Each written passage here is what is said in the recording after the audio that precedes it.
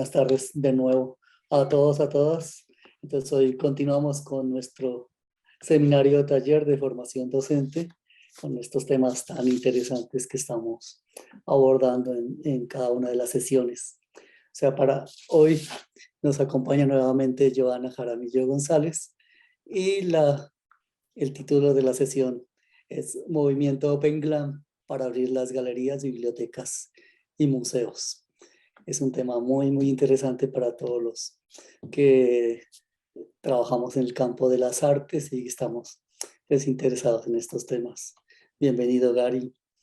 Y entonces, pues creo que sin más, le damos la palabra a Joana para iniciar la charla, igual que ayer. Bien. Al final hacemos las preguntas y los comentarios. Vale, listo, te aviso mañana. Muchas gracias otra vez y tienes la palabra. Muchas gracias, Joana, por estar acá.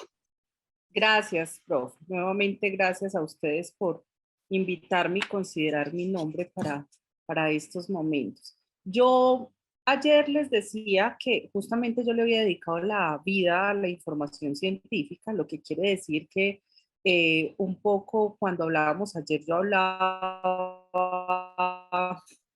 de mi zona completa de experticia. Hoy, por el contrario, estoy hablando más como un usuario experto del movimiento Open Glam, algunas cosas en relación a temas de ciencia abierta que he conocido muy de cerca, pero digamos que yo no soy justamente experta en el movimiento. Entonces ahí voy a tratar de contarles un poco de qué va la movida Open Glam, cómo se entiende, qué significa esto de estar en el Open Glam, con la intención un poco de que ustedes queden tocados, antojados de participar del movimiento, entre otras cosas porque sí hay mucha cercanía pues con el área de ustedes. Voy a compartir mi pantalla. Por favor, me cuentan si la ven.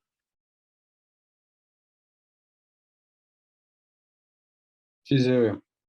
Ok.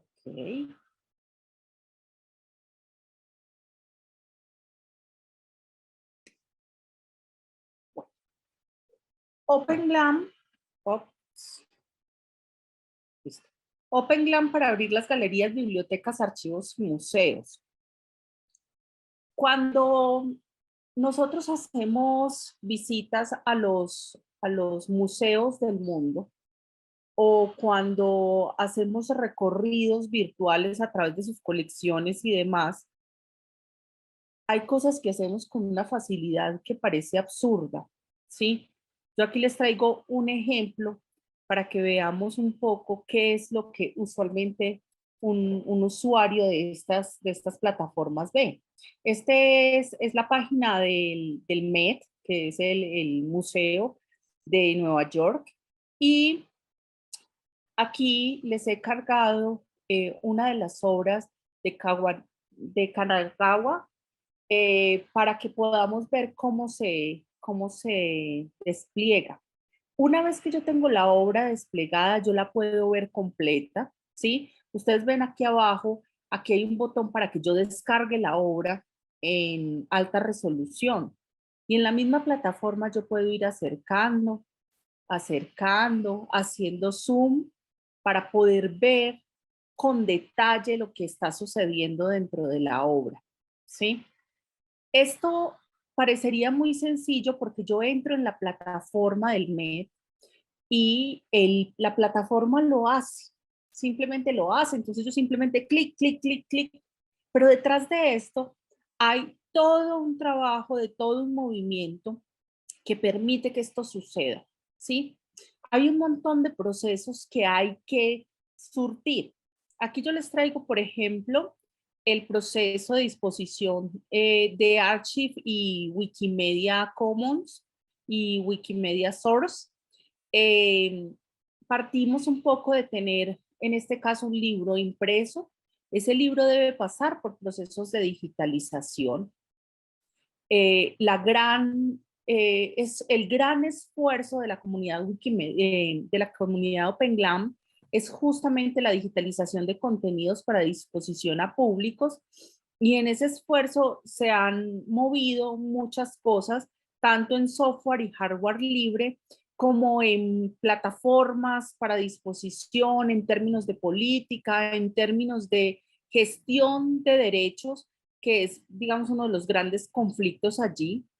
Esta digitalización finalmente se dispone en una plataforma que se llama Internet Archive, ¿sí?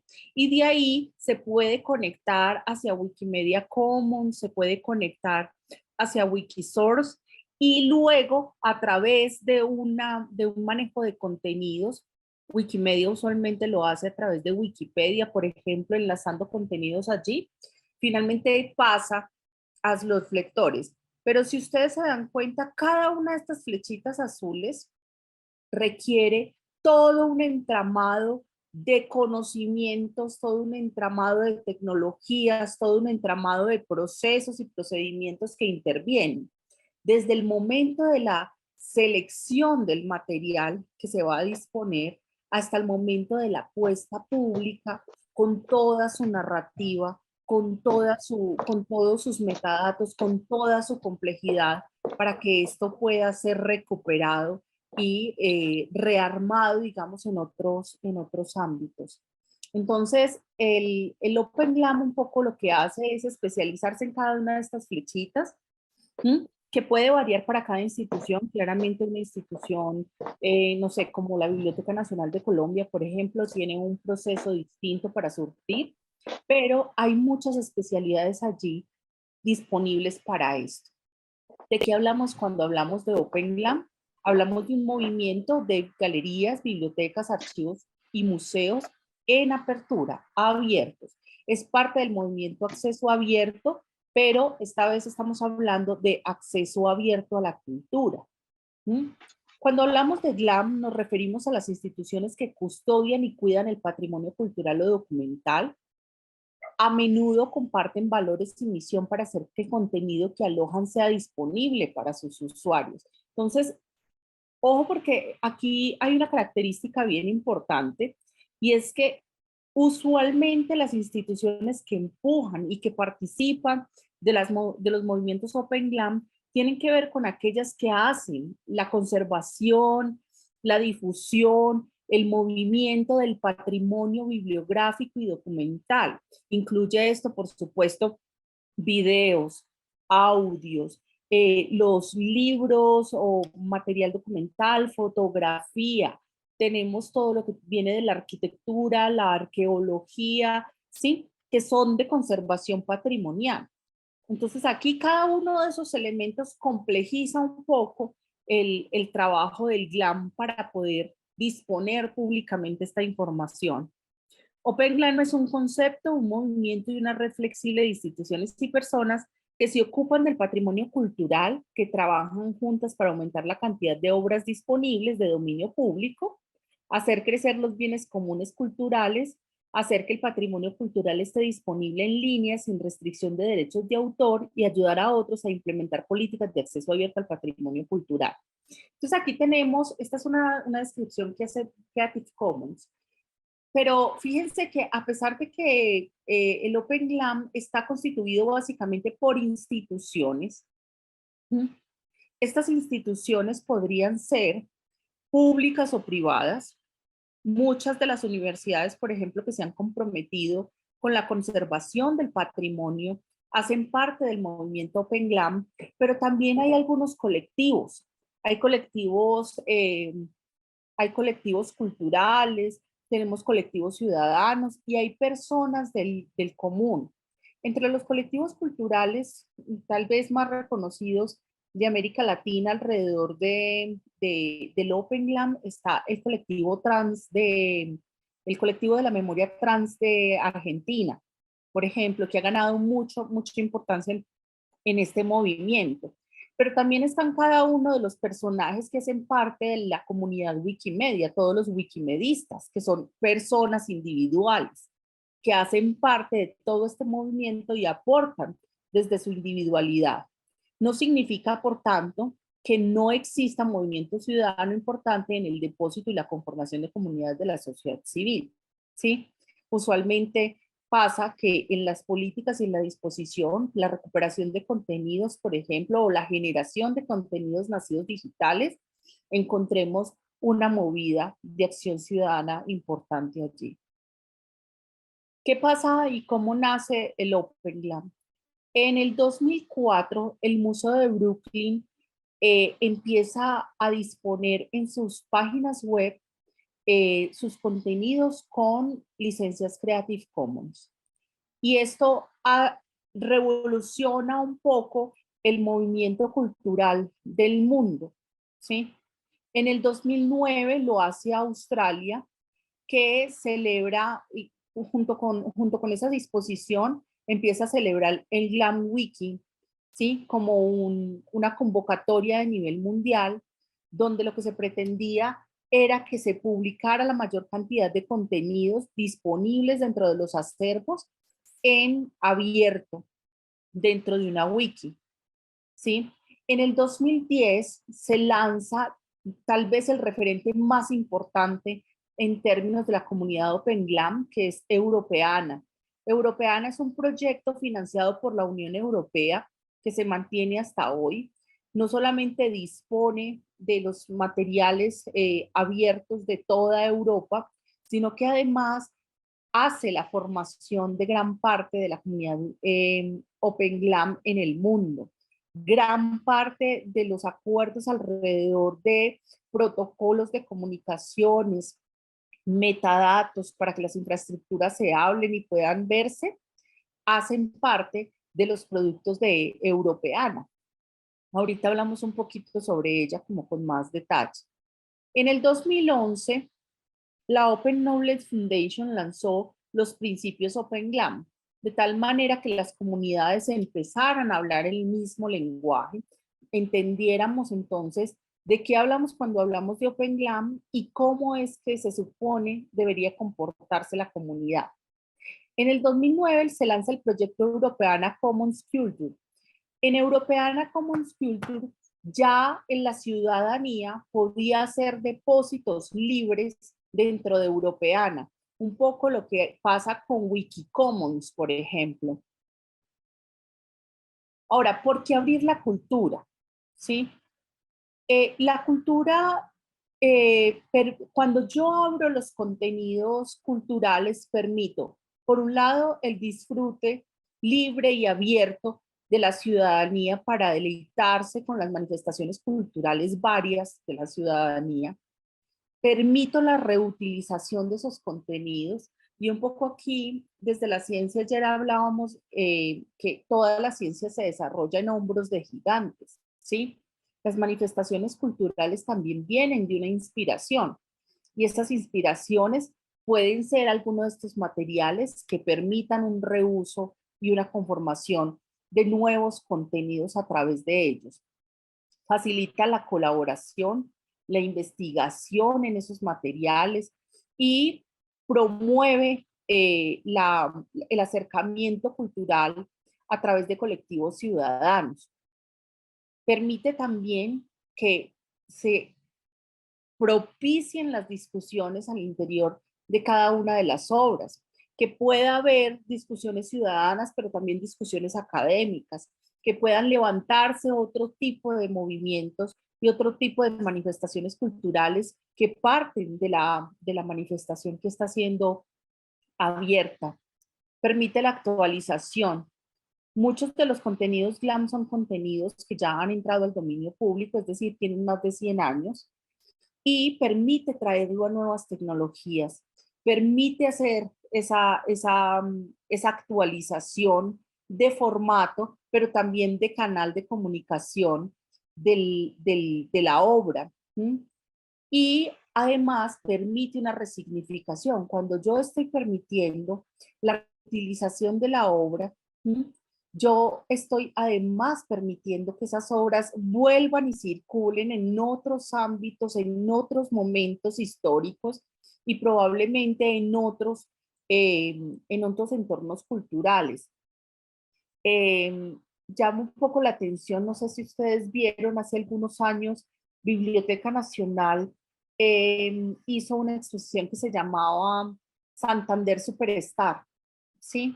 Que eran justamente las fotografías de Santander de hace muchísimos años intervenidas por un grafitero muy conocido en Bogotá, toxicómano, ¿sí? Que hizo todo un despliegue de cómo ver esa historia desde ámbitos mucho más frescos. Y seguramente que ustedes tienen muchos más ejemplos que yo a este respecto. ¿Sí? Esa es la resignificación, digamos, de la cultura. Pero adicionalmente a eso trae varios beneficios, beneficios desde lo misional, desde la conexión con las comunidades y desde lo administrativo. Por un lado, desde lo misional, hay un aumento de la buena voluntad y el reconocimiento público de las obras. No es lo mismo un museo, una biblioteca que tiene sus obras completamente en físico y que no puede dar alcance a comunidades ampliadas, ¿sí? A cuando yo tengo unas comunidades que no necesariamente tienen que estar en el entorno cercano. Mayor eficiencia del personal y mejor alineación a la misión, ¿sí? Una vez que yo tengo comunidades ampliadas, empiezo a tener hacia el interior también más comprensión de los alcances que significan tener esas misiones institucionales alrededor de la liberación de la cultura. En términos de las comunidades, tengo más inclusión en recursos educativos, en particular recursos educativos abiertos. Suele pasar que entre los OVAs, entre los videos, entre los podcasts, en fin, empiezan a moverse los contenidos que se liberan a través del Open GLAM y se rearmen nuevos contenidos para la educación. Hay mayor investigación y creación de nuevos conocimientos en torno a las colecciones, ¿sí? Es una de las grandes dificultades o de los grandes retos más bien que tienen las instituciones culturales y es cómo promover la investigación de los fondos o de las colecciones que se encuentran al interior de la unidad de información. Entonces, una vez que alcanzan mayores públicos, pues entonces se arman alrededor de estas colecciones comunidades epistémicas que terminan haciendo procesos de investigación y de creación alrededor de esas colecciones. Además, se promueve también la reutilización sostenida de la cultura. Hay un remix, ¿sí? Que lo que hace es una explosión, digamos, en términos de lo creativo y en términos de las colecciones que las mismas instituciones tienen. En términos administrativos,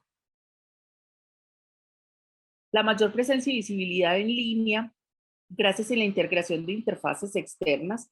Aquí hay una cosa importante y es que cuando hablamos de temas de apertura, no estamos hablando de infraestructuras isla, ¿sí? De infraestructuras que no se conectan a nada. Estamos hablando de infraestructuras que están completamente interconectadas, entonces pueden darle la vuelta al planeta muy rápidamente. Para las comunidades Open GLAM, por ejemplo, es importante que otras instituciones puedan, lo que nosotros llamamos cosechar, puedan traer a sus propios repositorios partes de las colecciones, metadatos o incluso los documentos completos. Básicamente porque hay una iniciativa promovida desde el Open GLAM hacia la conservación patrimonial en colectivo. Una vez que yo permito que no solo el metadato salga, sino que salga el objeto digital, ¿sí? El documento que ha sido digitalizado, pues entonces yo estoy permitiendo tener otro punto de acceso por si en algún momento mi sistema falla. Relevancia mejorada frente a las audiencias del siglo XXI, un poco hacia allá íbamos en términos de reutilización y el ejemplo que les ponía de Toxicómano y la Biblioteca Nacional. El mejor retorno de la inversión en digitalización, gestión de infraestructura digital, por supuesto, entre más circule, pues mayor eficiencia hay en términos de la digitalización.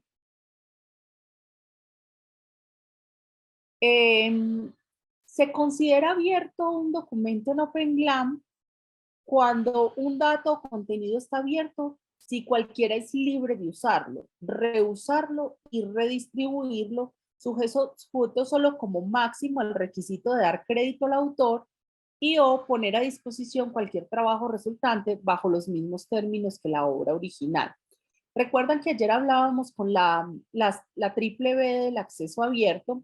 Las condiciones eran que yo tuviera acceso sin restricción tecnológica, sin restricción económica y sin restricción legal, ¿sí? Hacia allá va este mismo principio de la apertura, que pueda tener acceso sin esas tres restricciones.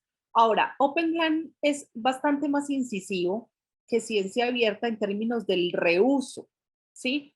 Porque se considera un poco que las manifestaciones artísticas alrededor de las instituciones del patrimonio son justamente para propiciar nuevas iniciativas, ¿sí?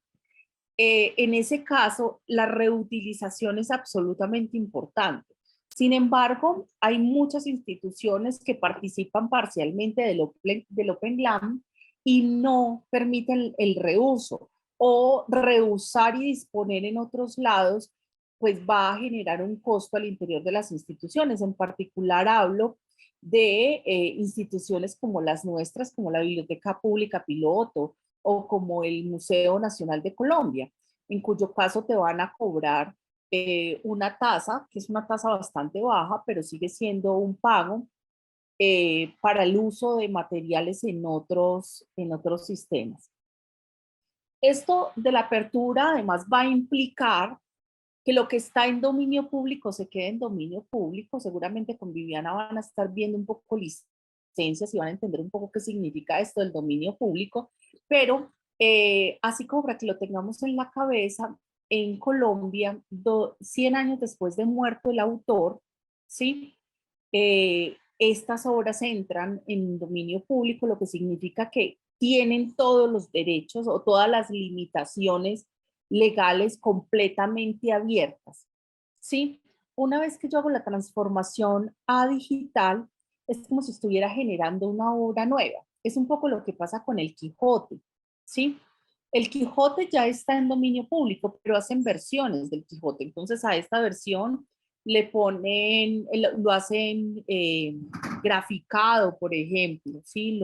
Toda la ilustración, o lo hacen en cómic, o no sé qué. Cada una de esas es una obra nueva. Entonces, para que esto no suceda alrededor de la comunidad Open GLAM, lo que se pide es que cuando el documento ya haya ganado condiciones de dominio público, así se esté generando una nueva versión de la obra, esa obra se quede en dominio público. ¿Mm? No limitar la creación sumando limitaciones innecesarias. Nuevamente está muy relacionado con esto. Es decir, si la obra que yo estoy viendo tiene solamente una limitación de circulación comercial, ¿sí? Yo no tendría por qué digitalizar la obra o disponerla en el archivo de la unidad, haciendo limitaciones adicionales, haciendo limitaciones como que las tienen que compartir igual, porque la obra original no está en esas condiciones. Tengo que tener en cuenta que mi repositorio debe ser el medio para llegar a la mejor versión del contenido. ¿Esto qué significa? Significa las mejores versiones digitales posibles. Y aquí es donde viene el esfuerzo más grande en términos de GLAM, ¿sí? Cuando se escuchan las conversaciones alrededor de las digitalizaciones y alrededor de las disposiciones de colecciones digitales, en realidad la conversación es quién tiene la mejor versión, ¿sí? La versión más sólida posible, la más legible, ¿sí? La más grande. Y un poco la premisa es, si usted es el dueño del contenido, usted debería tener la mejor versión posible del contenido. Ahora, esto pasa por muchas cosas, pero sobre todo va a pasar por la disposición de tecnología disponible para quien hace la digitalización, ¿sí? Que son costos bastante altos o requieren, digamos, procesos técnicos y tecnológicos complejos que no todas las instituciones están listas para poder enfrentar. Habilitar descargas, además de visualización en la web y en las apps, ¿sí? Que era un poco también lo que les decía de la Biblioteca Pública Piloto y del Museo Nacional, y es como, sí, yo puedo ver, lo puedo ver en la web o lo puedo ver en las apps, pero ¿hasta qué punto voy a poder descargar el contenido? o hasta qué punto esa descarga de contenido va a ser la mejor versión posible. Va a depender un poco de qué tan abierta sea la política de acceso abierto de la institución GLAM. Y finalmente, facilitar la republicación para multiplicar las copias digitales, que era lo que les decía ahora. Es un poco un acuerdo institucional de protección patrimonial de contenidos digitales. Cuando yo tengo más de una copia digital del contenido, pues en realidad no me preocupa mucho esto de que pueda hacer que mi página web sufra algún hackeo o que la institución, si es una institución pequeña, desaparezca eventualmente y la copia se pierda o este tipo de cosas. Para facilitar esa conservación patrimonial, las comunidades Open GLAM han establecido un acuerdo para facilitar la multiplicación de copias y de tal manera que yo pueda tener detrás de cada contenido una red de conservación patrimonial importante. Los compromisos que se asumen frente a la comunidad Open GLAM tienen que ver con haga una declaración explícita y sólida de sus deseos y expectativas de reutilización y adaptación. Es decir, ¿qué es lo que usted espera que pase con ese contenido de una manera amplia? ¿Sí? No tratando de ser lo menos restrictivo posible, pero si algo le molestaría que se haga con ese contenido, déjelo con absoluta claridad. Al publicar datos, use formatos de archivos abiertos que sean legibles por máquina, ¿sí? Incluye esto los metadatos que describen el contenido, ¿sí? Esos metadatos deben estar en un sistema que permita un protocolo de comunicaciones, en un estándar de metadatos que permita conectarse a otros contenidos. Pero adicional a eso, si yo tengo cualquier otro dato del producto que estoy moviendo, pues yo debería ponerlo en un formato que el otro pueda manipular y que pueda editar. Si yo estoy haciendo, no sé, un diseño, lo que tiene sentido es que no solamente la fotografía, sino que si voy a publicar los datos, pues publique el editable, ¿no?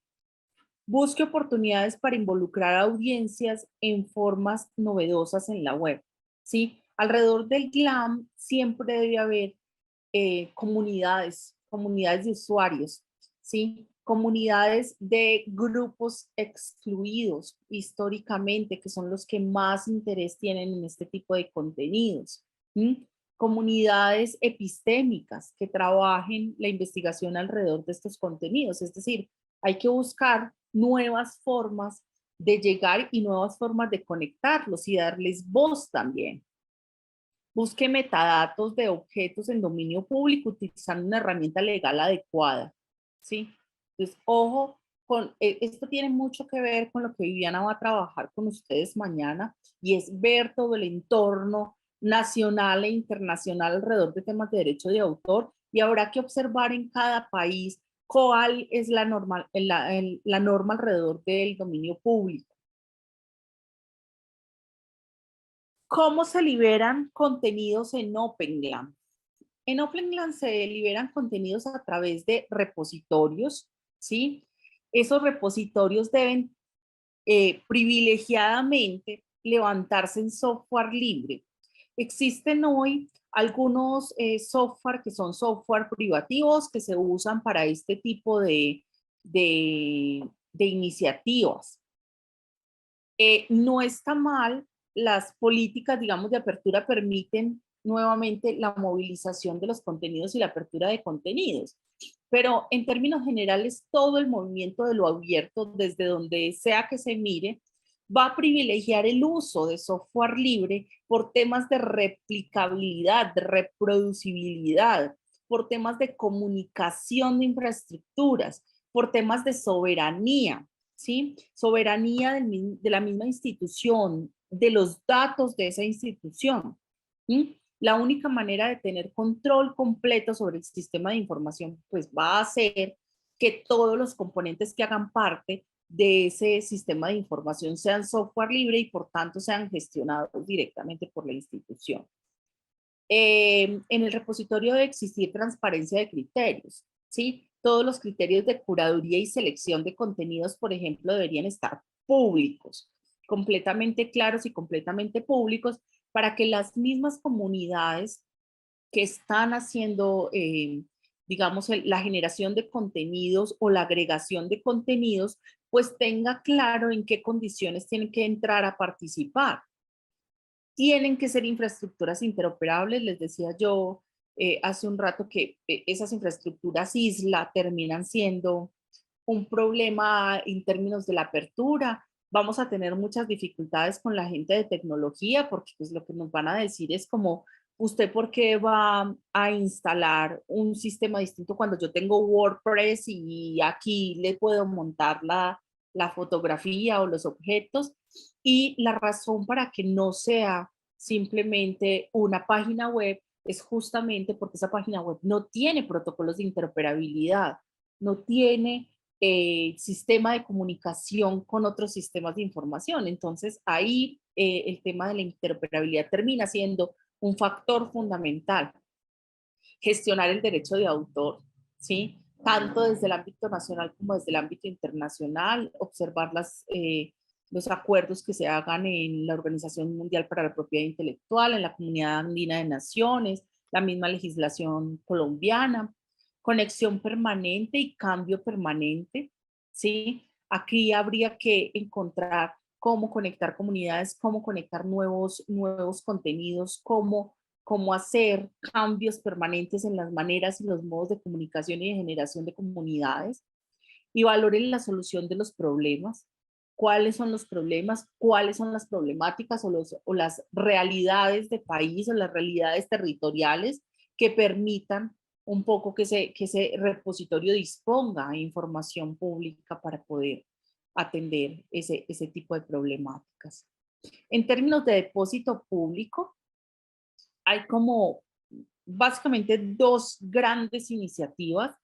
Yo les decía ahorita que Europeana, por ejemplo, les recibe materiales. Lo que pasa es que Europeana tiene al ser financiada por la Comunidad Europea, tiene unas políticas de contenidos muy específicas para Europa, pero tenemos otro par de iniciativas absolutamente libres de movida mundial, que es el Internet Archive, y tenemos toda la gama de contenidos de Wikimedia. Específicamente para el área de OpenGlam, la que más se usa es Wikimedia Commons, que me permite justamente depositar videos, audios, fotografía, en fin, y me permite armar unos metadatos que le den contexto además al contenido, además de permitir interoperar y conectar con otros en lo que pues, en términos bibliotecarios llamaríamos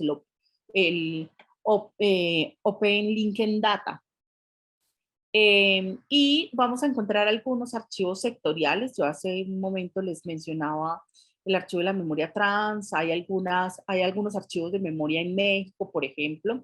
Entonces hay algunos archivos sectoriales que también van a poder ser alimentados por allí.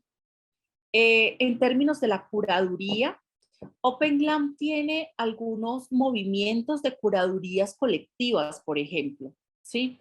Movidos desde Europeana, justamente, donde entre varios expertos a nivel mundial se hace un poco como esa selección de contenidos y calidad de contenidos. Es muy parecido a lo que pasa, por ejemplo, con Wikipedia, ¿sí? Que yo puedo postular un artículo a Wikipedia en formato, mejor dicho, dentro de la política editorial misma de Wikipedia, y hay una comunidad completa que dentro de Wikipedia se llaman los bibliotecarios, no necesariamente bibliotecarios en la vida real, pero estos son los que hacen la curaduría de esos contenidos y dejan pasar o no el artículo, ¿sí? Un poco eso es lo que busca la comunidad OpenGlam con la curaduría colectiva de contenidos. Definir contenidos para blog y redes institucionales. Es decir, hay que hacer esa selección de qué es lo que va a salir público, qué es lo que voy a movilizar, cómo intervienen los algoritmos ¿sí? Cómo están interviniendo en la búsqueda, en la selección, en la visualización de contenidos, ¿sí? Por ejemplo, cuando salieron las reglas, digamos, del algoritmo, el veto a las fotografías que tuvieran desnudos, que tuvieran cualquiera de estas, pues entonces muchos de los contenidos de los museos, por ejemplo, que estaban en redes, que estaban en Facebook, en Twitter, terminaron siendo sancionadas por las redes sociales justamente porque mostraban los pechos de alguna comunidad indígena o porque, en fin, pero esto hay que estudiarlo con cuidado para poder determinar en dónde y cómo muevo los contenidos. La métrica no es un objetivo en sí misma. Sabemos que para la publicación de contenidos, parte importante de estas instituciones es justamente qué tanta circulación tiene, qué tanto se mueve, qué tanto se busca, qué tanto se recupera, pero esa no es un objetivo en sí mismo. Más que, y como para finalizar el tema de la curaduría, el tema de visibilizar contenidos que tengan que ver con asimetrías, elaborar narrativas que muestren esas realidades ocultas, esos contenidos ocultos que no son tan sencillos de encontrar sí, de encontrar audiencias. O a veces incluso es aquellas asimetrías poblacionales que terminan siendo parte de la mesa de discusión pública y que están soportadas dentro de las colecciones institucionales. Finalmente, se recomienda que siempre acompañado de un repositorio o de un proyecto GLAM, se tenga un blog de contenidos para presentar novedades, para difusión de contenidos y colecciones, para socializar conocimiento experto o para tener autonomía, lo que les decía ahorita un poco con el tema del algoritmo. Entonces, todo lo que el algoritmo no me permita sacar, yo lo puedo sacar a través de mi propia infraestructura. Ahora, las limitaciones importantes alrededor del GLAM tienen que ver de manera muy particular, en temas de derecho de autor. Hay una gran limitación y alrededor de esto hay un montón de estudios de cada una de cada una de las áreas. Bibliotecas tiene su estudio, archivos tiene su estudio, museos tiene su estudio, pero digamos que coincidimos en varias cosas. La primera es la gestión del dominio público, lo que les decía ahora. Si una obra está en dominio público y yo la digitalizo, ¿sí? Inmediatamente esa obra digitalizada adquiere nueva vigencia de derecho de autor. ¿Sí? Entonces, la gestión de dominio público puede ser una gran limitante si quien hace la transformación al digital no se compromete a mantener la obra digital en dominio público. Eso puede ser una gran dificultad. Adicionalmente a eso, los tiempos de dominio público son absurdamente grandes. Entonces, las obras pierden un poco de contexto cuando los tiempos son tan grandes. El otro tema es el tema de la preservación. Preservación implica que yo tenga además además de unos protocolos, digamos, de seguridad importantes para evitar la pérdida desde el servidor, implica que yo tenga unas muy buenas versiones de digitalización del contenido. Muy buenas versiones es igual a mucho espacio en servidor, entonces alojar ese tipo de materiales suele ser complicado. Temas de depósito legal digital, ¿sí? Cuando los contenidos nacen digitales, usualmente los contenidos en impreso pasan por un depósito en alguna de las instituciones de patrimonio, pero los nacidos digitales no necesariamente. En Colombia, por ejemplo, el depósito legal digital para libros y revistas existe, ¿sí? Pero no existe para ningún otro tipo de contenido. Entonces es posible que haya mucho contenido que esté por fuera del radar de las instituciones patrimoniales. Los derechos reprográficos. Toda la legislación y todas las sociedades de gestión colectiva de derechos de autor que evitan la reproducibilidad de contenidos, que evitan el reuso de los contenidos de manera libre. Entonces ahí hay un tema y ahorita hay algunos movimientos de estos reprográficos que pretenden un poco hacer cobros de licencias en instituciones, las instituciones que yo llamaría democráticas, es decir, cobrar, por ejemplo, para que podamos prestar libros en una biblioteca, cobrar, por ejemplo, para que podamos visitar una colección en un museo, y eso hace parte como de esa movida de la economía, del conocimiento y de la economía de la producción, que empieza a limitar los accesos democráticos. El préstamo de materiales, un poco les he explicado, suministro de obras. En términos de lo bibliotecario, cuando yo envío, ¿sí? O un pedazo de la obra o simplemente mando el libro a otra biblioteca para que sea prestado a un usuario que necesita. En un proceso de investigación, por ejemplo, mando un capítulo del libro para poder que lo puedan usar o en fin, eso tiene restricciones legales, pero además también empiezan a tener problemas algunas obras que hacen parte de exposiciones públicas, de extensiones culturales, estas colecciones que son colecciones itinerantes, por ejemplo, empiezan a tener dificultades en términos del derecho de autor y dificulta la movilidad. Obras huérfanas son esas obras que en realidad no sabemos quién las creó, por una razón o por otra. A veces es que el autor no se quiere identificar, a veces es que simplemente perdimos el nombre del autor. Y en términos de las obras huérfanas para las comunidades GLAM, esto es toda una tragedia, ¿sí? ¿Por qué? Por ejemplo, Biblioteca Nacional tiene un centro de documentación musical o una colección musical bastante amplia. Gran parte de esa colección no se puede digitalizar, no se puede disponer pública, básicamente porque no sabemos quién es el autor de la obra. A veces son grabaciones que se han hecho en un pueblito, en alguna parte, de alguien que estaba haciendo una ejecución en la calle, ¿sí? Y no sabemos si esa obra es de esa persona o no, no sabemos quién es esa persona, ¿sí? A veces incluso perdemos el contexto de la creación de la obra, entonces ni siquiera sabemos en qué sitio fue y termina siendo muy problemático. El Centro de Documentación de Músicas Regionales, por ejemplo, en la Universidad de Antioquia tiene un poco la misma dificultad a pesar de estar pasando, digamos, esas obras a partituras para poder tener nuevas ejecuciones y poder hacer estudios musicales sobre esas obras, pues las obras originales terminan un poco perdiéndose en el archivo del grupo de investigación porque no tenemos cómo sacarlas de ahí por temas de obras huérfanas.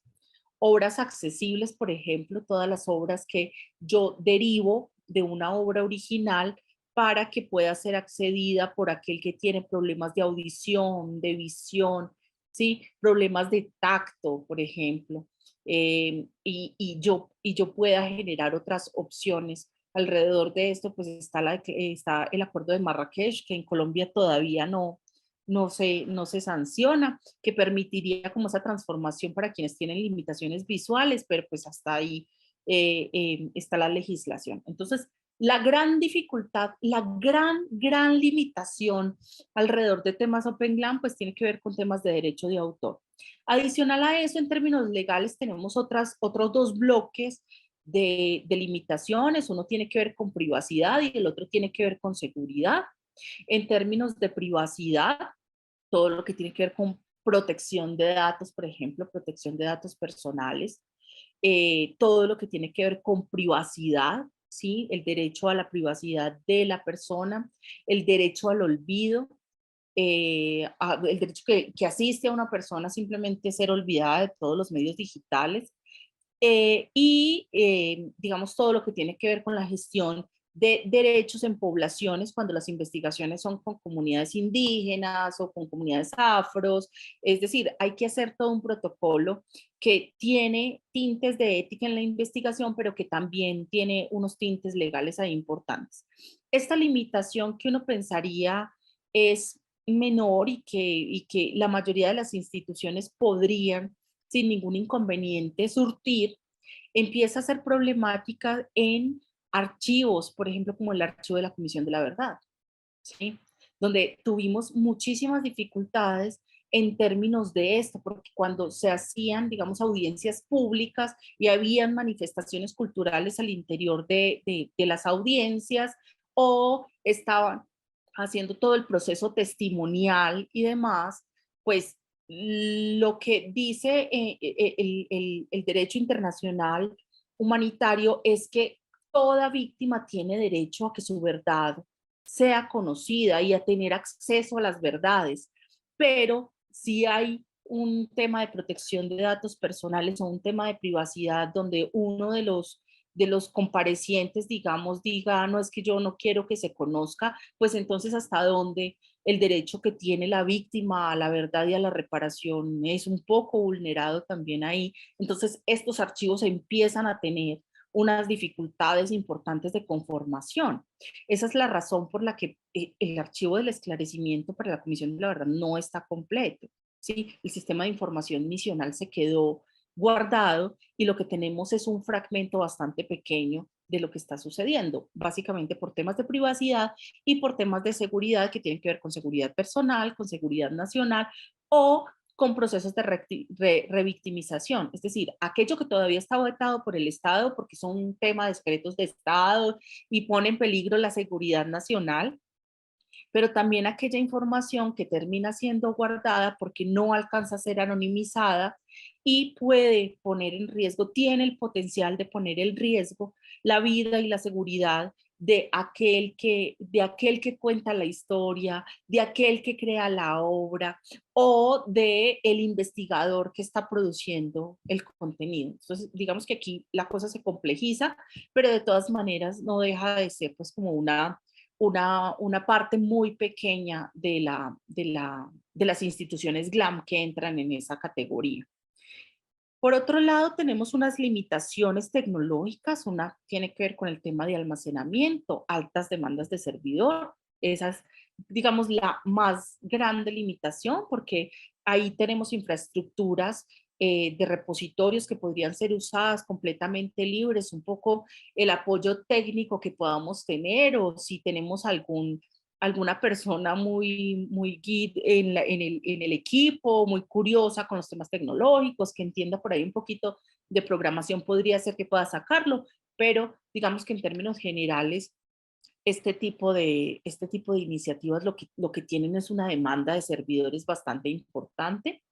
Y el otro tema que tiene que ver con temas de preservación digital, que son pues desapariciones frecuentes de sitios, de iniciativas ciudadanas, de contenidos que empiezan a perderse, sobre todo de memorias locales o de colectivos poblacionales específicos que terminan siendo pues una tragedia al interior de las preservaciones digitales y del patrimonio mismo y de la memoria misma, ¿no? Eh, alrededor de Open GLAM se han hecho como varios acuerdos, ¿sí? Este es un par de acuerdos que han hecho alrededor de cómo asumir institucionalmente posiciones con relación al derecho de autor, ¿sí? Entonces hay algunas recomendaciones de estándares internacionales, hay algunas recomendaciones de infraestructura y estandarización de derechos y demás. Entonces aquí les dejo un poco como los enlaces para que ustedes puedan acceder a cada documento. Este es un documento grande. Y al sitio específico, por si a alguien le interesa, pues empezar como a participar de la comunidad Open GLAM pueda hacer. Voy a hacerles un recorrido un poco no alcanzo a hacerlos todos, pero por lo menos por los más grandes referentes en temas de Open GLAM y quienes han detonado un poco como toda la movida a este respecto. El primero de ellos es Internet Archive. Internet Archive es un archivo de Internet que contiene cualquier cantidad de registros ¿sí? De distintos sitios web, respalda páginas web. De manera curiosa les cuento, por ejemplo, nosotros cuando se empezó la negociación con las FARC, y empezaron, digamos, a hacerse públicos ciertos acuerdos y no sé qué, nosotros le pedimos desde Colombia a Internet Archive que hiciera la recopilación de todos los contenidos de las páginas de las FARC, ¿sí? Que existieran en Internet, porque un poco el miedo que teníamos era que se perdieran. Biblioteca Nacional no tenía la capacidad de servidores para traerse toda la información y el Archivo General de la Nación tampoco. Entonces, un poco la preocupación era qué vamos a hacer con esto, porque una vez que se firme el acuerdo, puede ser que las páginas sencillamente las bajen, ¿sí? Entonces, Internet Archive es justamente una iniciativa que permitiría cosas de este tipo y efectivamente hicieron respaldo de gran parte de la colección, digamos, de páginas web emitidas por las FARC previo al acuerdo de paz. Esta iniciativa funda un poco toda la movida de Internet libre y de apertura de contenidos de cultura. Ustedes pueden ver ahí, tienen en páginas web, tienen 751, esto es que billones, 751 billones. En libros tienen 36 millones de contenidos, 8.7 en audiovisuales, sí, 15 de audios, 2.4 de emisiones de televisión, 906 documentos distintos, 4 millones, 4.4 de fotografía, 242 kilobytes en podcast y 1.5 en otros tipos de materiales. Entonces, bueno, aquí hay un poco como de todo, como pueden ver. Este es un poco el menú, no está completo, pero de toda la información que podría uno encontrar en Internet Archive. El otro es Wikimedia Commons. Yo les decía, la comunidad wikimedista, pues es una comunidad justamente GLAM, de liberación de contenidos y de ordenación un poco de información en Internet. Este es un sitio wikipedista de toda la familia de documentos Wikimedia, pero este específicamente libera audios, libera videos y libera imágenes. La intención es que cada uno pues abra un poco un usuario en Wikimedia que le va a servir para todos los contenidos o todas las soluciones Wikimedia. Es decir, con el mismo usuario yo podría publicar en Wikipedia o publicar en Wikicommons o publicar en Wikidata o en fin, yo podría hacer ese movimiento y una vez que yo haga el registro, pues entonces voy a poder empezar a depositar. Si yo tengo una fotografía, eventualmente estuve, no sé, en una marcha, ¿sí? Yo puedo montar la fotografía de esa marcha a Wikicommons, él me va a pedir un registro de metadatos, básicamente para contextualizar la fotografía, y esas fotografías usualmente terminan siendo referenciadas en artículos Wikipedia, que un poco esa es la intención, y terminan cruzadas con Wikidata, por ejemplo, en términos bibliográficos, cruzan con Wikidata y cruzan con Wikiref, que son como las referencias bibliográficas disponibles en Internet. Entonces esto termina siendo como el nodo, estos dos, Internet Archive y Wikicommons, en realidad terminan siendo, que además trabajan juntos, terminan siendo el punto central OpenGLAM del link en Open Data, es decir, cómo hacemos datos abiertos enlazados y cómo ponemos los contenidos a conversarse. La Digital Public Library of America, esta biblioteca digital es una iniciativa institucional de bibliotecas, archivos y museos de Estados Unidos que reúne esfuerzos de liberación de las instituciones culturales. Esta iniciativa es una cosa bien especial porque como está recogiendo de todo Estados Unidos, tiene una formación nodal, ¿sí? Entonces, lo que hacen es que replican nodos técnicos en distintas geografías, y cada nodo técnico tiene especialistas desde la digitalización, desde la curaduría, desde la descripción de contenidos, desde las narrativas de contenidos, desde la conformación de colecciones, desde la visibilidad y posicionamiento, circulación de contenidos en redes distintas, en fin. Entonces hay como todo un trabajo nodal que termina todo alimentando la infraestructura de la DPLA. Aquí les cuenta, tiene casi 47 millones de imágenes, textos y videos. Y aquí les cuento un poco como algunas colecciones o algunas referencias que tenían en la página web de lo que estaba sucediendo. Entonces aquí está el activismo en en Estados Unidos, en fin. La siguiente es Europeana. Yo les contaba, Europeana es como el colectivo fundacional, un poco, junto con Wikimedia y junto con Internet Archive, de la movida de el Open GLAM, ¿sí? Ellos tienen en su propio repositorio, tienen 34 millones, poco más de 34 millones de registros de acceso abierto. Es una plataforma que ofrece audiovisuales relacionados con patrimonio, cultura e historia de Europa, y ofrece además servicios de organizaciones culturales que puedan realizar transformación digital en sus creaciones, permitiendo que llegue a una audiencia más amplia.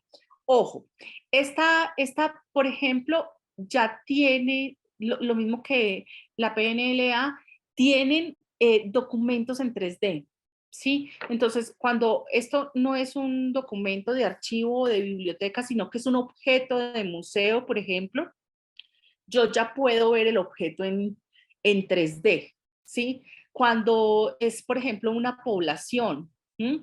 Yo ya puedo ver el pueblo y puedo meterme como entre las callecitas y puedo girarlo, digamos, y puedo verlo de una manera más compleja. Entonces es bien bonito, y Europeana un poco ha movido todo este tema de cuáles son los acuerdos en términos de Open GLAM, ha venido dando línea sobre acuerdos técnicos y acuerdos de protocolos de comunicaciones, descripción de metadatos, como todo ese tema técnico que no es tan sencillo acordar. Europeana lo ha venido empujando. Adicionalmente a eso, Europeana ha creado un apartado, ¿sí?, que se llama Europeana Pro. Usted entra a Europeana y ahí está el enlace. Europeana Pro es el modelo, digamos, de capacitación de comunidad Open GLAM. Entonces, alrededor de esta ya no está solamente la comunidad europea, sino que están los activistas del Open GLAM en el mundo aprendiendo y haciendo acuerdos un poco internacionales.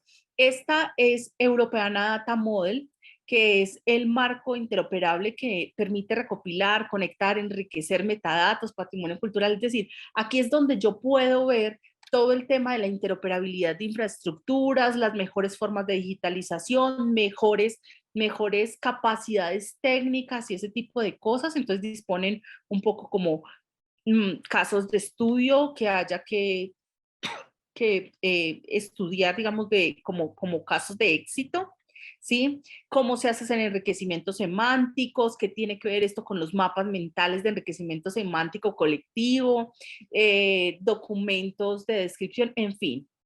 Entonces, aquí esta es una herramienta muy valiosa para quien ya está metido de cabeza en un proyecto Open GLAM. Lo otro que tiene es un sitio específico de webinars.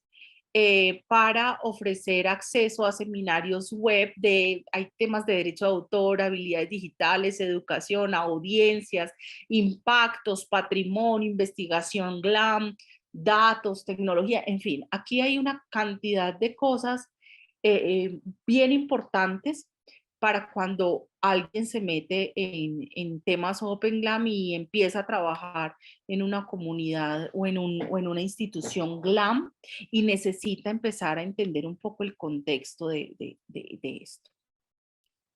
El otro bien importante es Trove. Trove es un sitio de agregación de contenidos que impulsa la Biblioteca Nacional Australiana. Esta comunidad tiene fotografías, audios, videos y texto y además dispone de documentos en 3D. Esto es importante sobre todo porque es, digamos, después de lo que ocurrió con Europeana, Trove tal vez fue la iniciativa nacional más importante. Entonces un poco le ha dado línea a todo lo que ha venido pasando dentro de las estructuras nacionales. El otro, digamos ya viniéndonos un poco, dejando el tema internacional y viniéndonos un poco hacia Iberoamérica, el gran referente en Iberoamérica tiene que ver con la Biblioteca Nacional de España. La Biblioteca Nacional de España tiene Biblioteca Digital Hispánica y esa biblioteca digital lo que hace es justamente digitalizar los contenidos de patrimonio bibliográfico y documental de la nación española y va digitalizando. Entonces, en términos de colecciones, aquí hay un poco de todo, impresos antiguos y reservados, dibujos, grabados, partituras, incunables, manuscritos, geografía y mapas, en fin. Aquí hay un poco de todo y se puede navegar y se puede descargar, en fin. En América Latina, México específicamente, tiene esta iniciativa que se llama Memórica, ¿sí? Memórica es una iniciativa de memoria histórica mexicana, ¿sí? Lo que hace es un poco digitalizar no solamente documentos bibliográficos, sino además de archivos para poder recopilar la historia mexicana, que hay un poco como tipos de recursos, expedientes, capítulos, artículos, tesis y credenciales, y están en texto, en imagen, en audio y en video, que pueden ser pues, consultadas y descargadas a través de Memórica.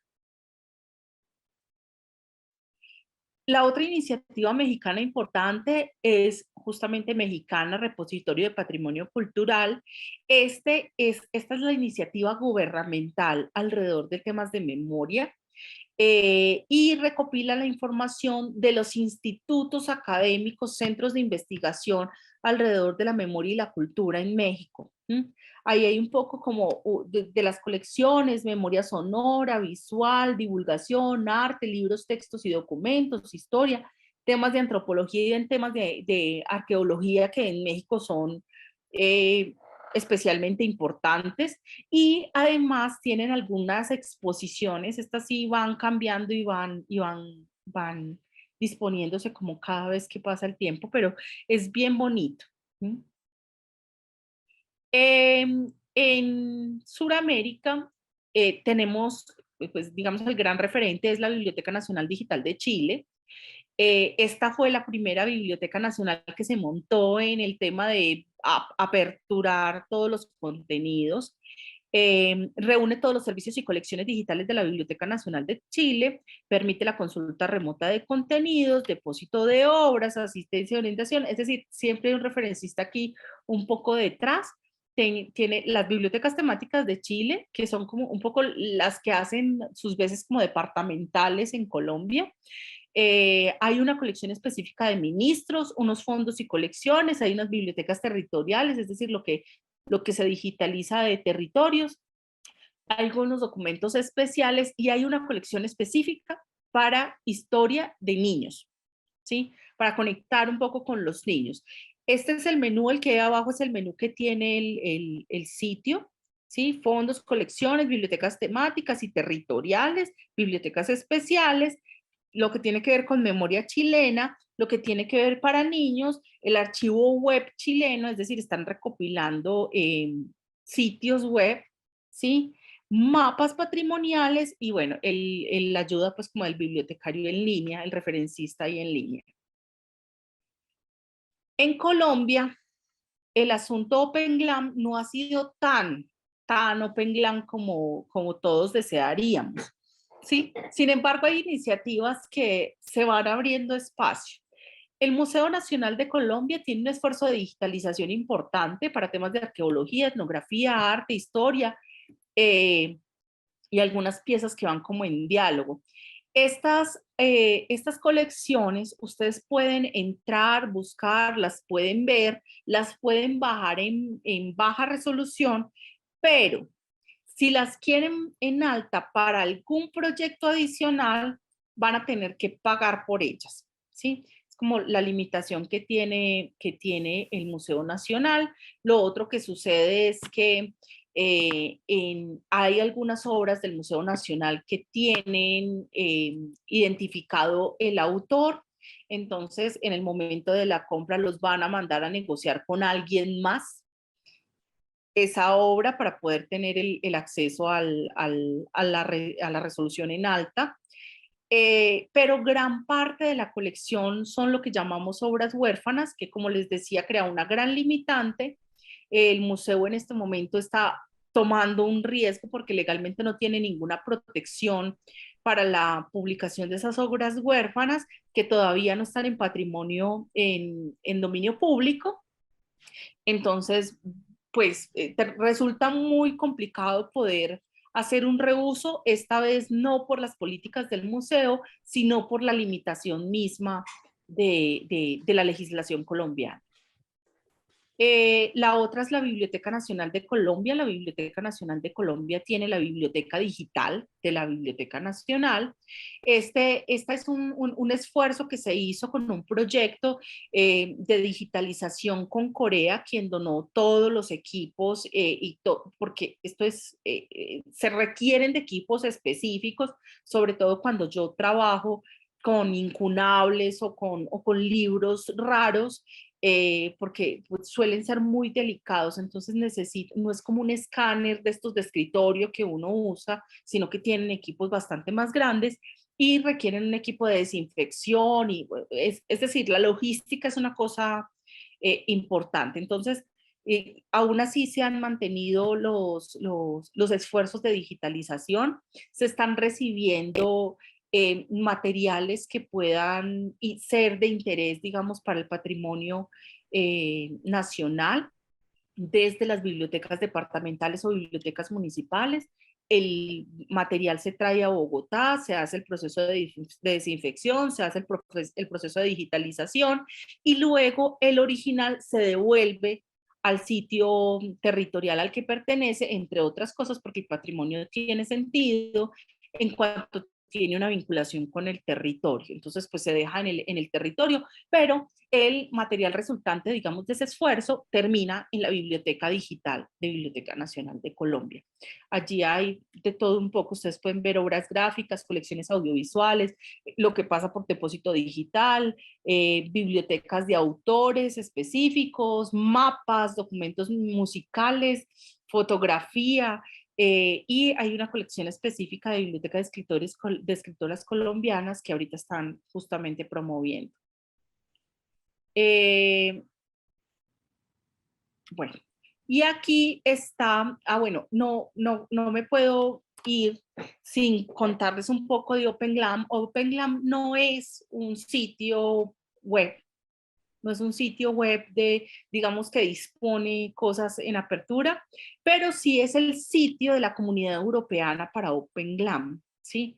Entonces es el sitio donde se ponen acuerdos, es decir, donde toda la movida comunitaria ocurre, donde se hacen las encuestas, por ejemplo, de liberación de Open GLAM, donde se hace el inventario de infraestructuras Open GLAM, donde va ocurriendo como toda esa movida de puestas en común a nivel mundial. Entonces, si yo quisiera participar de la conversación internacional, el sitio que necesito acceder es justamente Open GLAM o medium.com, que es el sitio en el que está alojado este específicamente.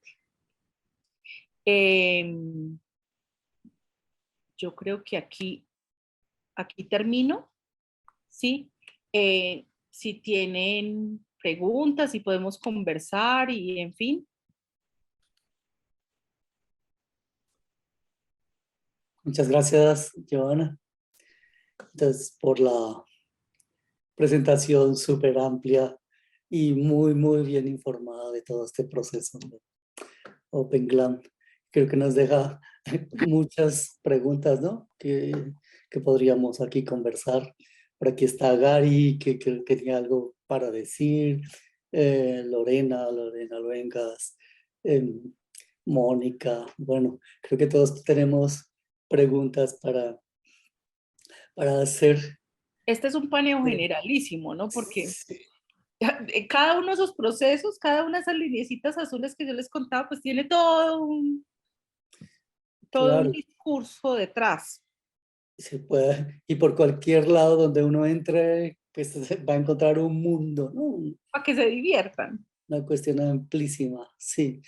Yo quería empezar como contándote que nosotros en la revista Calle 14 nos llegó un artículo para el que necesitábamos unas imágenes de arte y esas obras estaban en el Museo Nacional.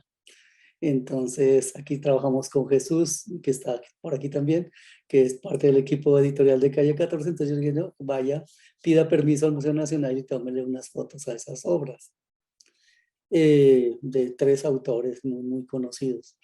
Sin embargo, en el museo le dijeron, tranquilo, no es necesario que tome las fotos, díganos cuáles obras son, envíenos un correo y nosotros le prestamos las imágenes que tenemos en alta calidad, se las enviamos a la revista y sin ningún problema, díganos cuántas, cuáles son las que necesita y nos las enviaron sin ningún costo. Entonces no sé si era porque Bueno, se trataba como una cuestión pública y sin ánimo pues, de lucro. o era porque era de uso académico. Yo acabo justo, o sea, me he pasado los últimos 3 meses haciendo gestión de derechos de autor de obras para la Transmedia de la Comisión de la Verdad. Una de esas fue el Museo Nacional y nos cobraron las obras.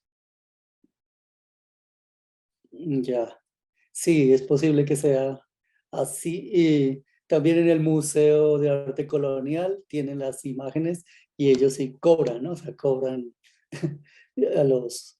por cada imagen Ahí valor. vamos avanzando. Yo creo que en todo caso ya disponerlas públicamente es un avance importante. Exacto. Sobre todo con la legislación colombiana. Se van a dar cuenta con Viviana, la legislación colombiana es terrible para este tipo de cosas.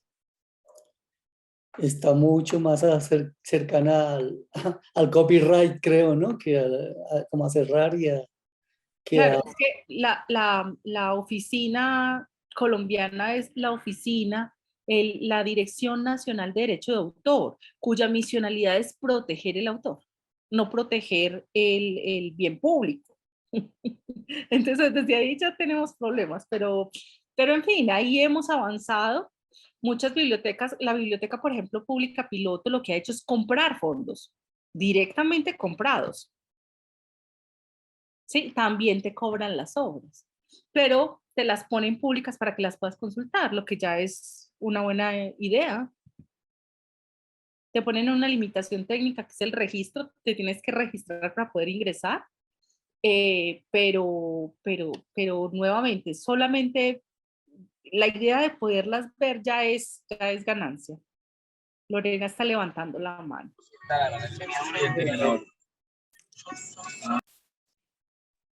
Lorena sigue. Buenas noches a todos. ¿Cómo Buenas estás? noches. ¿Cómo van? Estoy muy feliz. Esta conversación me parece maravillosa por el hecho de poder hacer archivos grandes que sean de la gente, que implique la memoria histórica. Me parece que es una cosa muy importante. Y creo que entre más se sepa, pues puede usarse mucho más. Lo que sí imagino y veo es que esto es carísimo, porque las cosas en buena resolución implican costos altísimos. pero me parece que es interesantísimo. Voy a echarle una mirada a los archivos que ya están de Argentina, esto porque me parece que es una buena perspectiva para los lugares de memoria del país, para que sus colecciones puedan ser utilizadas, estudiadas y compartidas. Mira, eso que tú mencionas es una cosa interesante y es lo siguiente. En principio sí, en principio es costosísimo, ¿sí? Solo que uno se inventa la triquiñuela, ¿cierto? Y hay que ser creativos. Con esto toca ponerse muy creativos porque no todas las instituciones van a tener con qué montar una cosa como la que montó Corea en la Biblioteca Nacional de Colombia, ¿no? Entonces, les voy a compartir mi pantalla. Yo por aquí eh, les tenía algunos enlaces. A ver si puedo. Esto que están viendo mi pantalla, ¿sí? Sí. Bueno, esto que están viendo aquí, BiblioHack, es un colectivo argentino, ¿sí? De hardware libre. Y se han dedicado, todo esto que ustedes ven aquí, ¿sí? Que son con madera y con cosas, son escáneres, ¿sí? Y estos escáneres son los que ellos están haciendo de bajo costo para digitalización de colecciones. ¿Sí ves? O sea, estas fotografías que ustedes están viendo aquí son cosas que han armado a punta de caladora, de tornillo, y hacen como el montaje de cámaras, ¿sí? De las cámaras que nosotros tenemos, o sea, de esas Canon chiquitas que uno echa para el paseo, ¿sí? Eso es lo que ellos hacen ahí, de tal manera que los costos de digitalización, por ejemplo, bajan impresionante. ¿Mm?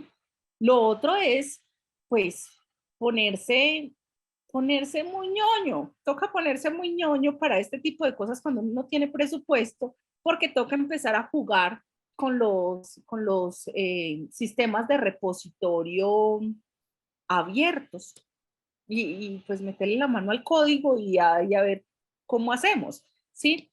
Entonces, si yo uso un repositorio abierto y si uso una máquina de digitalización de estas que son libres, si yo entro a GitHub, encuentro los planos de estas máquinas de digitalización que hace Argentina y yo las puedo armar aquí, ¿sí? Y me instalo una cosa de estas y arranco. O lo otro que hago es que no necesito instalar repositorios, simplemente me voy a Internet Archive o a Wikicommons o a donde sea y hago el depósito en otro sitio. Ok, muy Toca ponerse, interesante. ¿sí? ñoños. Y te tengo otra pregunta. Y es frente a el material de la Comisión de la Verdad que está en la Transmedia. Y ellos están haciendo en este momento una exposición que va a ser llevada a el museo, o sea que el objetivo de esta exposición es que le quede al Museo Nacional de la Memoria. Yo les estoy haciendo una asesoría pedagógica. Eso, o sea, como que son personas de la comisión que estaban en muchas áreas y están haciendo un esfuerzo gigante, pagados por terceros. Bueno, eso es un gran esfuerzo. Y yo les hacía una alerta. Yo les decía, a mí me preocupa que los materiales, como aunque salgan de la transmedia, como usted no va a usar el video hecho para la transmedia, si usted va a pedir el pedacito que necesita para la exposición, eso va a tener otros derechos. Y yo quiero preguntártelo a ti directamente porque ya me di cuenta que tú sabes, y qué pena con todos que lo puse aquí delante de todos, pero esta es la oportunidad del siglo. Porque son testimonios que están ahí, pero el documento que vamos a tener muy seguramente va a ser el machote, no el... Depende de que estén usando. Si están usando los materiales propios de la Comisión de la Verdad, pueden hacerlo con toda tranquilidad porque el material que produjo la comisión tiene una licencia abierta.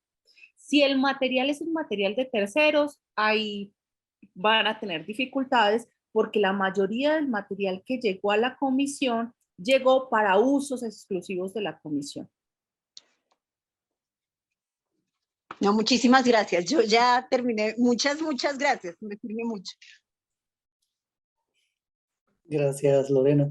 Aquí hay un comentario de Gary, que lo podemos leer si quiere. Él dice que el episodio de hoy dialoga con el acontecimiento histórico que se conmemora mañana, la llegada de Cristóbal Colón a América. Si bien esta fecha recibe distintos nombres a lo largo del continente, en todos los casos es una invitación a reflexionar sobre el colonialismo y el respeto de la diversidad cultural. El penacho es nuestro narra la historia de un grupo de amigos que decidió infiltrarse en un museo de Viena para reclamar el llamado penacho de Montezuma, uno de los artefactos precoloniales más importantes de México. Escucha aquí el episodio, dice Gary, donde se puede escuchar. Lo que él nos explicaba es que intervinieron el sistema en el museo, ¿no? Quizá él ahora lo pueda contextualizar un poco más. Un comentario rápido, maestro, Gary, sigue, Gary. Listo. Te paso la Gracias, palabra. maestro. Vale. Sí, no, era que precisamente hoy cuando conversamos le mencionaba al maestro Pedro Pablo que ese episodio que se publicó hoy en ese podcast muy interesante que se llama Radio Ambulantes, trata de una acción que presentaron como una acción creativa, una acción artística, con una intencionalidad de una reclamación en la que están pues varios países latinoamericanos y bueno, y varios países a nivel mundial. En el episodio se habla no solamente de esta acción, que implicó un acto recursivo, ¿sí? para hacer la denuncia, y fue intervenir los aparatos que hacen las audioguías en ese museo de Austria, con un mensaje generado por un activista mexicano que además es un indígena de uno de los pueblos originarios de este país, y que otros dos activistas idearon esta forma muy ingeniosa que finalmente fue reconocida por las autoridades del museo, porque permitió hacer una reflexión, digamos que aprovechando uno de los sistemas que utilizan los museos para difundir la información. Entonces me pareció como interesante, apropiado en este momento de la temática que se está abordando frente a los museos para presentar pues como una alternativa de una reclamación adelantada desde el interior del museo. Ellos no se dieron cuenta inicialmente. Entonces, básicamente era como invitarles a que escuchen el episodio, que es muy interesante, de la manera como lograron generar esa reclamación, o más bien visibilizar la reclamación. Porque este activista indígena, tanto en México como en muchas partes, él ha estado yendo a distintas entidades y no había logrado pues como ser escuchado, y esta alternativa que lograron generar permitió darle una visibilidad mundial a la reclamación, en la que incluso en este momento varios países europeos están asumiendo esa posibilidad de devolver algunos de los tesoros pues que tienen en sus colecciones. Y bueno, me parecía como interesante poner ese punto en la discusión como una alternativa divergente, ¿no? Eso básicamente. Entonces pues en lo posible ahí está el enlace, si lo pueden escuchar, muy interesante. No nos llegó el enlace. Porque como está en el chat, está en el chat. Pero el chat no permite, o sea, al final no está. Pero a ver si lo puedo toca copiar con la URL. pongo Pero mire, Ajá. usted pone en la mesa una cosa que es muy reciente en la comunidad en Penglam. Reciente, está hablando de últimos 10 años. Y es que hay mucho del movimiento Penglam que se mueve en una movida bastante hacker, pensando no en los hackers como los conocemos, que son aquellos que hacen daños, ¿sí? Sino en cómo hackear las cosas, como cambiar de uso las cosas y darle la vuelta, a pesar de que las limitaciones parezcan obvias. Entonces, lo que hizo, por ejemplo, este activista fue hackearse el modelo de comunicación del museo. Sí, Sí, totalmente. eso es muy glam. Sí, el nacimiento, por ejemplo, de fanzines y el uso de fanzines entre lo comunitario es muy el modelo de hackearme el modelo de comunicación formal que me pide evaluación y que me pide corrección y que no me deja sacar las ideas comunitarias como deberían estar saliendo. Entonces lo que hacen es sacar fanzines, ¿sí? Entonces esa idea muy hacker de la comunidad de Open Glam es muy común, ha crecido un montón. Hay un libro que se llama La ética hacker, ¿sí? Que cuenta un poco de qué hablamos, porque cuando decimos hacker, así como en ambientes públicos, es como pensamos en anónimos robándose todo, ¿sí? Pero Porque ha sido una estrategia también, ¿no? Porque realmente el espíritu hacker no está vinculado a una acción de daño necesariamente, sino que algunos lo han hecho y entonces han aprovechado eso, obviamente, para señalar que toda esa cultura hacker es de criminales, ¿no? Y aquí hay una muestra, eso que señalabas es súper importante. Incluso lo hicieron con sus propios recursos para evitar que el museo lo fuera a señalar como una acción vandálica, etcétera. Entonces ellos compraron los equipos, porque lo que les interesaba era hacer la acción, ¿cierto? Luego visibilizarla y mostrar que no hicieron ningún daño. Simplemente cambiaron una información. Listo. Ese es el espíritu. El espíritu hacker por ahí va, que es un espíritu, o sea, el movimiento GLAM tiene mucho de esto, mucho. ¿Sí? Un poco Creative Commons, las licencias de acceso abierto eran una iniciativa hacker. La intención era hackear el derecho de autor. Es decir, esta es la norma. ¿Cómo hago para voltear la norma de tal manera que esto pueda aperturar cosas? Y lo que se hicieron fue hackearse el derecho de autor. ¿Sí? Y Creative Commons nació en GLAM, no nació en Ciencia Abierta, solucionó los problemas de Ciencia Abierta, pero nació en GLAM. Profe, gracias por su comentario. No, de nada. Bueno, entonces dejo el espacio para otras intervenciones. Sigue, Daniel. Sí, yo tenía una pregunta más pensando digamos, en los contenidos, en las obras que se producen actualmente. Pues tenía dos preguntas. Una es más como, digamos, del sector audiovisual y otra más del sector de los museos, pero pues tienen que ver. Por ejemplo, en la industria cinematográfica y de los festivales y todo eso. En muchos festivales pues se pide como una exclusividad de estrenos, ¿no? A veces a nivel mundial o en el país o ese tipo de cosas. Entonces me preguntaba, por ejemplo, aquí en Bogotá, para ciertos estímulos de IDARTES, como que una de las condiciones si uno llega a ganar el estímulo y a utilizarlo es que se deja, por ejemplo, como una copia en la Biblioteca Nacional, creo, del producto y uno tiene que permitir como una serie de reproducciones o algo así.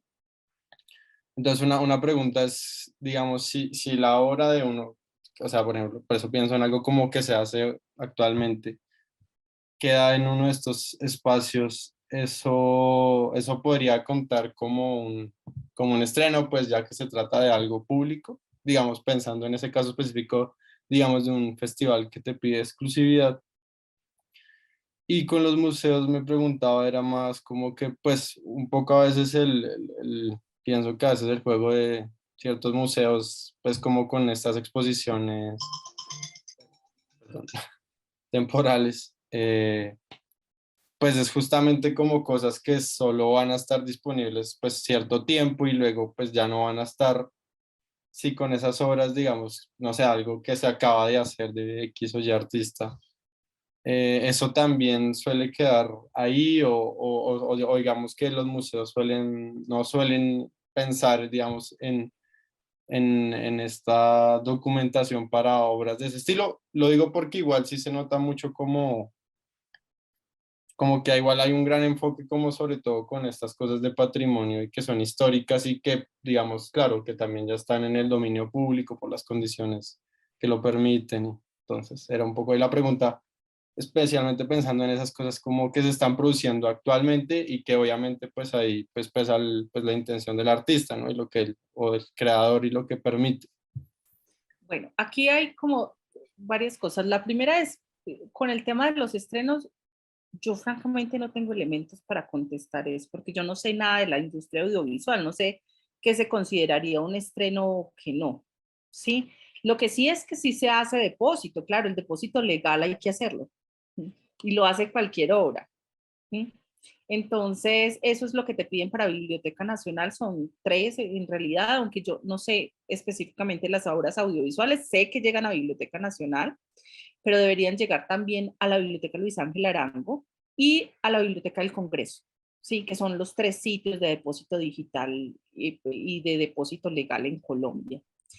Pero Eh, ahí rápidamente, pero digamos en este caso, ¿esas quedan disponibles para el público? ¿Esas copias? No, ¿cierto que no? no, a menos de que el artista así lo No. indique. Ah, ok.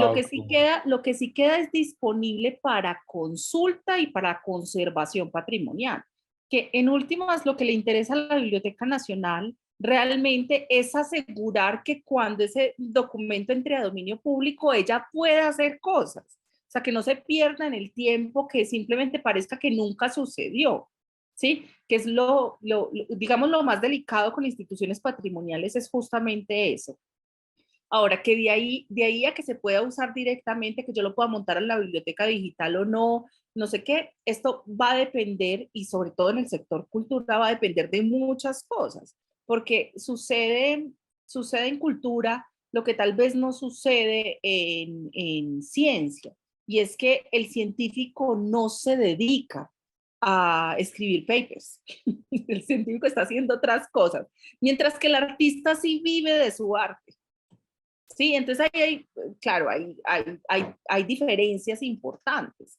Entonces va a depender un poco de que el artista decida ponerlo público o no, de las condiciones en las que esa obra fue creada. Entonces está en el marco de una convocatoria que pide, sí, entonces habrá que ver si se puede. ¿Mm?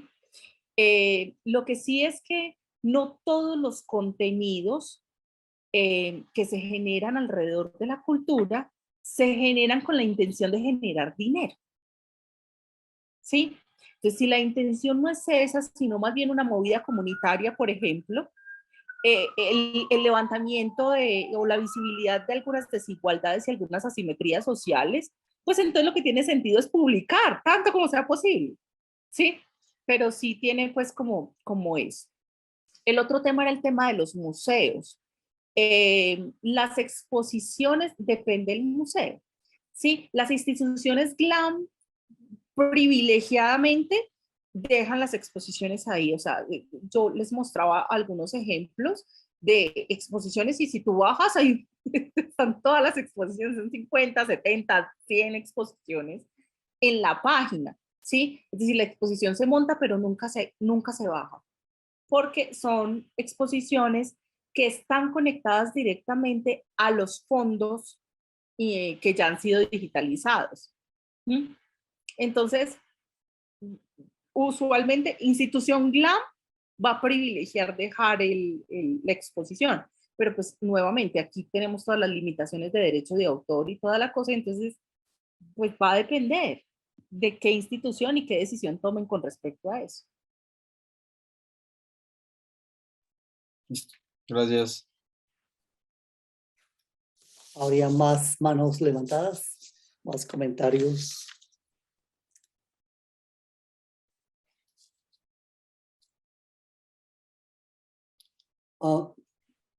Quería preguntarte si podrías ampliarnos un poquito más tu experiencia en la Comisión de la Verdad, ¿no? Con esta, digamos, que, digamos, y con todo esto de memoria histórica, nosotros en el doctorado tenemos varias tesis, entre ellas la de Lorena Luengas, que acabo de intervenir, que tienen que ver con procesos de memoria, ¿no? Y entonces, quizá tú si nos puedes contar algo más como de estas, digamos, la experiencia, como en qué límites se puede mover de digamos, como la visión estatal por una parte, y pues la visión de las personas y como las víctimas, la gente que estaba trabajando en ese proceso, ¿no? Sí. Pues mira, el tema específicamente con el archivo de la comisión es que tiene como varias aristas legales, digamos, ¿sí? Por un lado está el tema de los derechos humanos. Los derechos humanos en Colombia no han estado completamente reglamentados. Entonces, por ejemplo, la legislación de derecho de autor tiene una excepción para derechos humanos internacional que no ha sido acogida en Colombia. Entonces, yo no puedo usar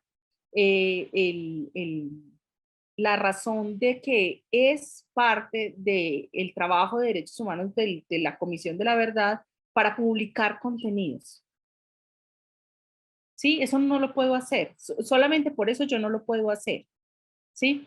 Pero sí hay algunas excepciones dentro de Colombia que tienen que ver con, no sé, con esas cosas que han sido públicas, por ejemplo. ¿Sí? El uso de materiales que ya se han publicado en medios de comunicación. Entonces eso yo podría usarlo y lo puedo liberar, pero hay cosas que no. El tema, lo que les decía, el tema de seguridad, por ejemplo. Entre los ámbitos académicos suele pasar que el investigador necesita la atribución de su obra para poder empezar a puntear en que el Sistema Nacional de Ciencia y Tecnología, que si su H, que si no sé qué, ese montón de cosas. La dinámica en derechos humanos no es esa. La pregunta primera en derechos humanos es, ¿usted está en riesgo o pone en riesgo a alguien? ¿Sí? Porque vía la persona que está siendo entrevistada, por ejemplo, o la persona que está haciendo un recorrido para mostrar los sitios no sé, de entierros masivos o cualquiera de estas cosas, vía el investigador encuentran la persona en territorio. Entonces, cualquier cosa que tenga que ver con alguien que esté en riesgo inminente, inmediatamente va a ser guardado, o sea, va a ser restringido en acceso hasta que sea anonimizado. Y la anonimización es un cargo adicional en términos tecnológicos. Lo otro es lo que tiene que ver con seguridad, ¿sí? Lo que tiene que ver con seguridad nacional, entonces toda la información de las Fuerzas Armadas, por ejemplo, es información que cae ahí. Hay algunas informaciones, por ejemplo, que han sido desclasificadas de manera ilegal, un poco por asalto, como lo que hace USAID, por ejemplo, que una vez que ya han sido puestas en sitios públicos, yo los puedo usar, pero mientras eso no pase, yo no los puedo liberar. Tengo que esperar el tiempo de desclasificación de obras. Lo otro que hay ahí es lo que tiene que ver pues, con la privacidad. Entonces, no sé, comunidades que han sido vulneradas, no sé, mujeres, trans, toda la comunidad LGBT que ha sido sometida de pronto a violencia física por razón de su género, y que declara, pero no quiere que eso sea público, tú no lo puedes mover. ¿Sí? Es más, si el agresor declara y dice específicamente que no permite que esto sea público, tú no lo puedes mover. ¿Sí? Por más que la víctima tenga derecho a la verdad. Entonces ahí es donde las zonas se van volviendo muy grises, ¿sí? Y enseguida el material de la comisión por legislación internacional, tú no la puedes usar en un juicio en cosas como la Jurisdicción Especial para la Paz. Eso no se puede. Por eso es que las víctimas hablan con tranquilidad y los victimarios también, porque de lo que se trata aquí es de la verdad, no de la justicia. ¿Sí? La intención es la verdad, la reparación y la no repetición, ¿sí? En ninguna parte en la Comisión de la Verdad se habla de justicia, porque la justicia es de la JEP, ¿sí? Entonces, ahí, ese es el tipo de cosas que suceden al interior, muchos audios de entrevistas, transcritas, anonimizadas, otras que no se alcanzó y por tanto están en la reserva del archivo del esclarecimiento, pero reservado. Mucha información de eventos públicos muy delicada porque se necesitan permiso de las poblaciones. Entonces, no sé, tú vas a Córdoba y haces una audiencia pública, pero a la audiencia llegan las comunidades indígenas de la zona y entonces ahí necesitas protocolos de investigación para ética con poblaciones, para ética de investigación con poblaciones indígenas que son distintas, ¿sí? Y entonces hay que estar corriendo con formatos y con cosas y la información no se puede liberar a menos de que los permisos de todos los protocolos legales estén hechos, ¿sí? Entonces hay que hacer como, es decir, el tema con derechos humanos es un tema especialmente delicado. Tiene algunos trazos internacionales, tiene unos trazos nacionales, cosas del internacional que nunca bajaron a lo nacional, ¿sí? Y por tanto no pueden ser usados menos en un espacio como la comisión, que es un espacio de un corto aliento. Las comisiones de la verdad en el mundo entran, hacen la investigación y salen, que es justamente lo que está pasando pues con la nuestra, y es que la comisión en este momento está siendo liquidada, por eso es que los equipos de investigación no se encuentran como que venían de la comisión, pues ya no son de la comisión. Eso no es porque Colombia sea una cosa especial, las comisiones de la verdad así funcionan, ¿sí? Entran, hacen la investigación, presentan el informe final y se van. Y eso es justamente lo que sucede. Hay que proteger a investigadores, a poblaciones, a víctimas y victimarios, y hay que tratar de reconciliarlos también. Yo me sueño en algún momento que el archivo completo del Sistema de Información Nacional en pleno quede completamente liberado y puesto a disposición del público, pero yo no veo que eso vaya a ser posible prontamente, justamente por eso, porque hay muchas limitaciones de corte legal. Lo que sí es cierto es que, por ejemplo, si una víctima pide algún tipo de información y hace todo el trámite y todo el protocolo y encuentra la información que se necesita, la víctima tiene derecho a usarla. Nadie le puede decir que no, porque está vinculado a su propia historia.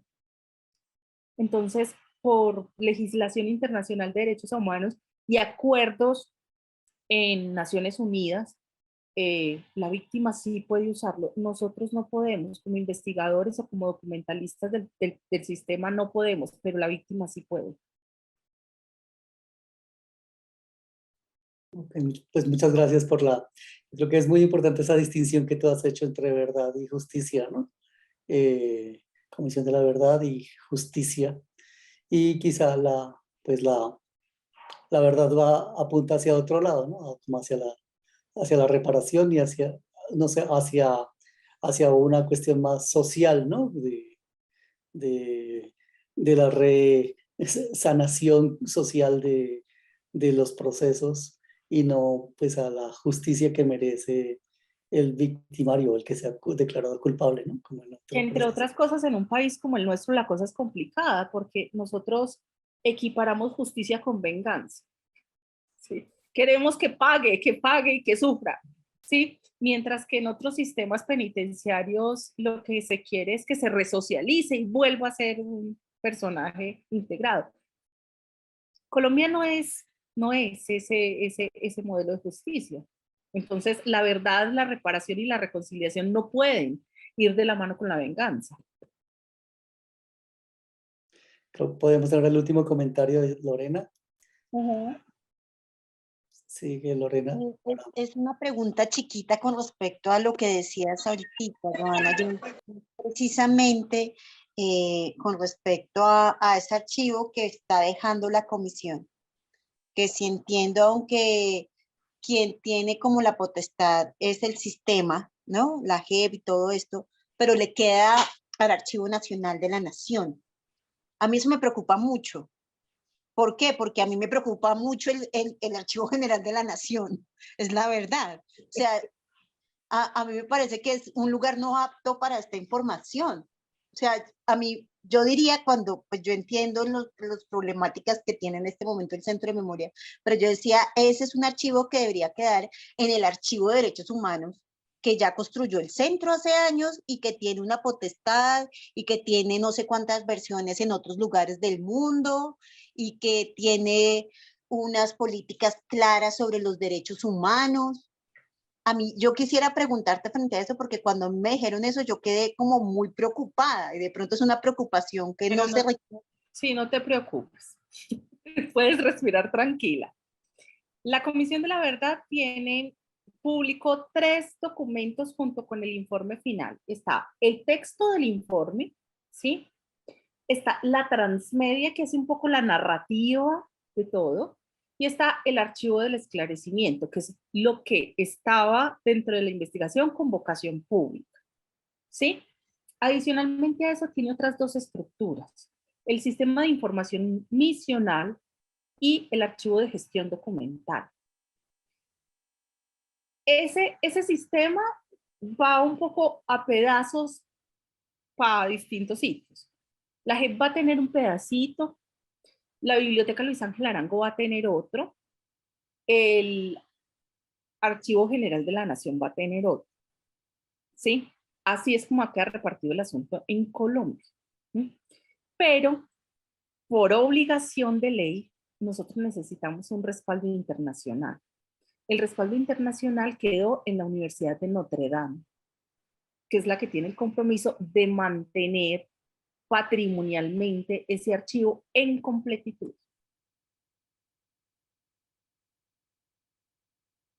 Entonces, no, en realidad no hay mucho de qué preocuparse. Bueno, muchas gracias. Gracias por eso. Okay. Pero es triste que no quede en Colombia, ¿no? Es triste, esa parte es triste. Pero está en pedazos. Yo en realidad creo que es normal. Es normal porque tener el archivo completo, o sea, la memoria completa de la investigación de la Comisión de la Verdad en un país como el nuestro, en unas circunstancias políticas como las nuestras, no deja de ser delicado y complicado. Entonces, yo esperaría que en un aliento de tiempo prudente, ese archivo volviera a juntarse y pudiera hacerse una cosa bien bonita con esto, pero hay que entender también que el informe final de la comisión levanta ampollas. Y hay que dejar que las ampollas salen. Muchas gracias, sí, súper, súper. Ok, bueno, muchas gracias, Joana. Creo que podemos ir cerrando por hoy. Pues ha sido muy, muy interesante tu presentación, estas 2 charlas. Queremos invitarte también si nos puedes acompañar mañana o en alguna de las sesiones que siguen. Intentaré escuchar Acompañar a Viviana. a Viviana. Entonces, sí, nos vemos mañana a la misma hora con la siguiente charla, que es Derechos de Autor, Interés Público y Derechos de los Trabajadores de la Cultura. Entonces, muchas gracias por estar aquí. Nos vemos mañana a la misma hora.